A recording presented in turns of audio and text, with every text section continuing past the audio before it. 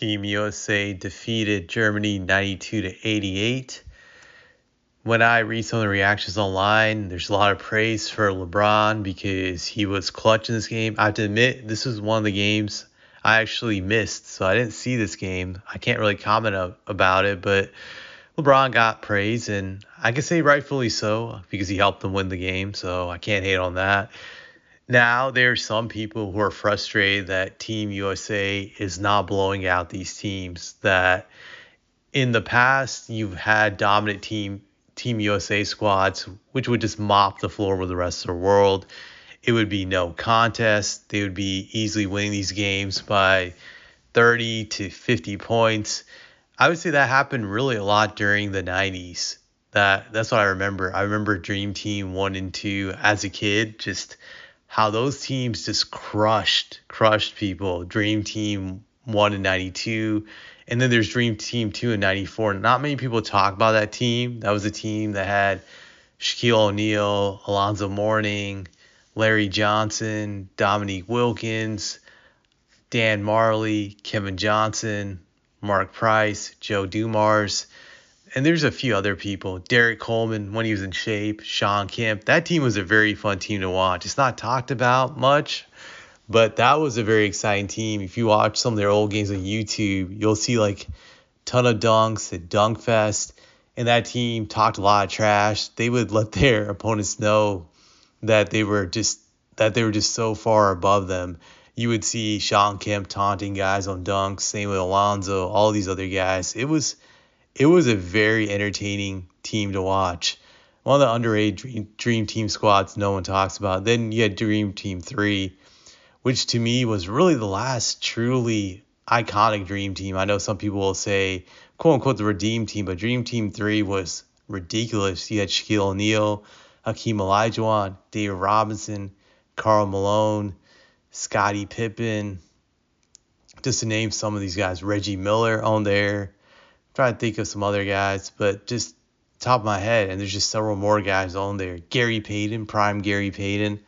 Penny Hardaway when he was healthy. That team was ridiculous the way they dominated squads. Just they would be winning games by 30 or 40 points also.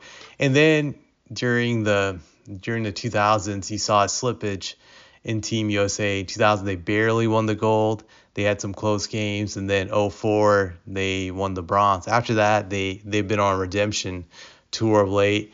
They had a blip in 2021 when they lost a close game, but they eventually won the gold, so it worked out. But in general, I think people enjoy it more when Team USA dominates.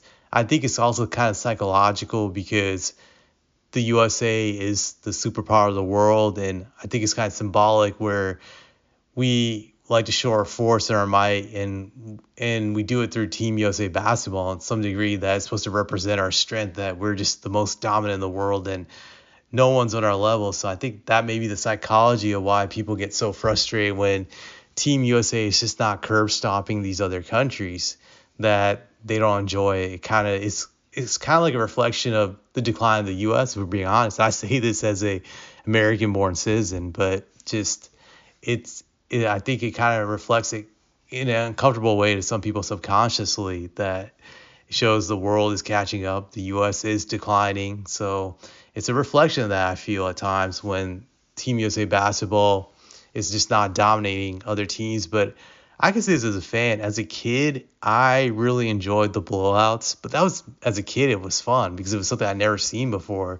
I had never seen a team consistently just beat up on another team by like 40 points like every game. And it was just like wild, and it was exciting. It was funny. As a kid, I was just laughing at these other countries like, wow, these countries are garbage. They suck. This is funny. This is hysterical. But I can say now as a grown man, grown adult, that I actually enjoy the close games more so than the blowouts. Those are more fun. It really tests you. It shows me who you really are as a competitor. Like, will you fold under the pressure, or will you rise to the occasion? So I really enjoyed these close games with Team USA. The game that I didn't enjoy was really the game against Serbia, ironically. That was a good game in the first half, and then Team USA just curb stomped in the second half. I personally like the close games, but I feel there's a ton of people that would just prefer blowouts every game. That to me is just a snooze fest. So I'm hoping we see more of these close games in the Olympics for fun. That to me is exciting. So that's really all I had to say about that.